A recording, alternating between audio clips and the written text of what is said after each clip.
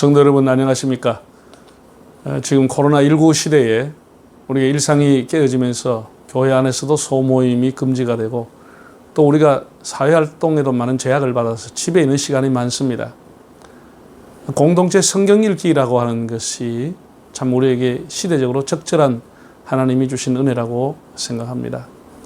오늘 이제 에스겔서에 대해서 말씀을 나누겠습니다.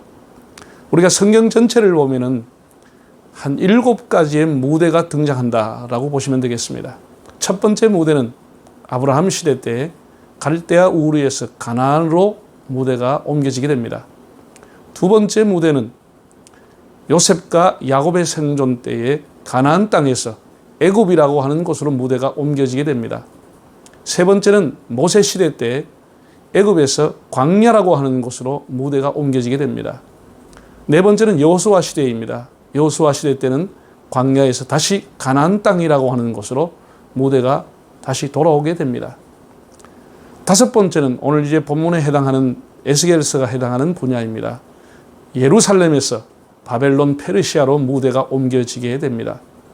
여섯 번째는 스룹바벨 시대 때 페르시아에서 다시 예루살렘으로 무대가 옮겨지게 되고 마지막 일곱 번째는 예수님 시대에 예루살렘에서 온 세계로 그리스도의 복음이 확산되어가는 무대가 등장하게 됩니다. 다시 말씀드리지만 에스겔서는 다섯 번째 무대로 바벨론과 페르시아 시대 때에 일어난 일들이라 이렇게 보시면 되겠습니다.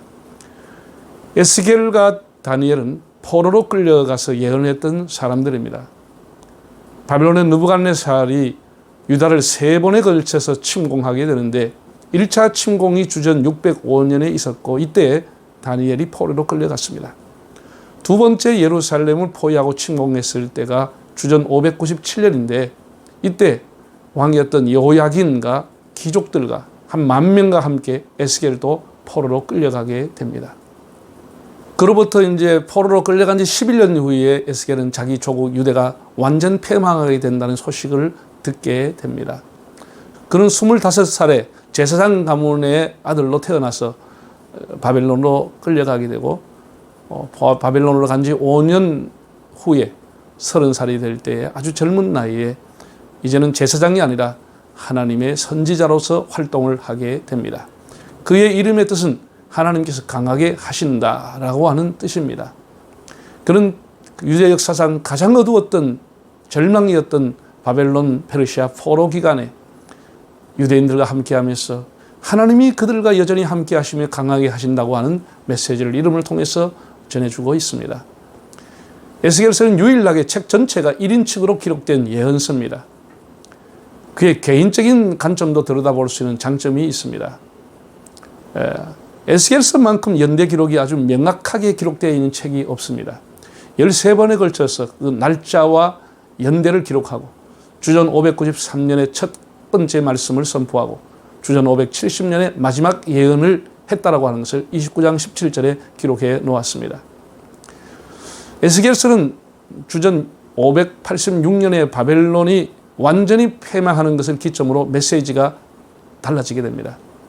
1장에서 24장까지는 유대가 패망하기 전까지의 일을 기록한 것으로서 지금이라도 하나님 앞에 돌아오라, 회개하라, 유다의 불순종을 지적했습니다. 그러나 25장부터 마지막 48장까지는 희망의 예언자로 그는 변신하게 됩니다. 에스겔의 많은 뼈 환상을 통해서 하나님 백성이 회복될 것을 얘기하면서 예루살렘 성전의 회복을 얘기하고 여호와 샴마, 여호와께서 거기 계신다라고 하는 그 환상을 우리에게 보여주게 됩니다. 에스겔서에는 내가 여호와인 줄 너희가 알리라라고 하는 이 표현이 60번 이상이 나옵니다. 하나님은 구원하시든지 심판하시든지 반드시 그 언약을 이행하시는 분이시라고 하는 것, 너희가 내가 여호와인 줄 알리라 라고 하는 말씀을 하셨고 또한 에스겔을 90번 이상이나 인자라고 불렀습니다. 인자라고 하는 것은 아무리 대단한 예언가라 할지라도 사람에 불과하다, 하나님의 종에 불과한 한 인간에 불과하다, 그런 의미가 되겠습니다. 에스겔은 구약의 묵시문학에 큰 공헌을 했습니다. 환상적인 체험, 영에 이끌린 여행, 여호와의 영광이 성전을 떠나고 다시 돌아오는 장면들, 종말론적인 주제와 조화를 이룬 독특한 상징들, 그렇게 해서 유대 묵시문학의 길을 닦은 사람으로 평가되고 있습니다. 그의 다양한 문학 장르 표현 기법을 통해서 메시지를 전해서 때로는 머리를 깎기도 하고 390일은 왼쪽으로 눕고 40일은 오른쪽으로 눕고 이런 등등의 얘기를 통해 가지고 사람들은 에스겔은 비현실적이며 정신분열증이 있는 선지자가 아닌가 그렇게 생각할 만큼 그런 아주 기복이 심한 행위로서 그의 말씀을 증거했습니다. 하나님은 그를 연극무대 광대로 사용했습니다. 그는 주저하지 않고 하나님 앞에 순종하면서 하나님의 메시지를 자기의 삶을 통해서 전했습니다.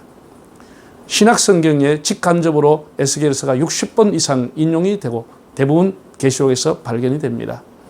새 마음과 새 영을 주시는 새 언약의 약속, 새 예루살렘의 회복에 대한 환상은 에스겔은 우리를 하나님의 영적인 세계로 인도하게 될 것입니다.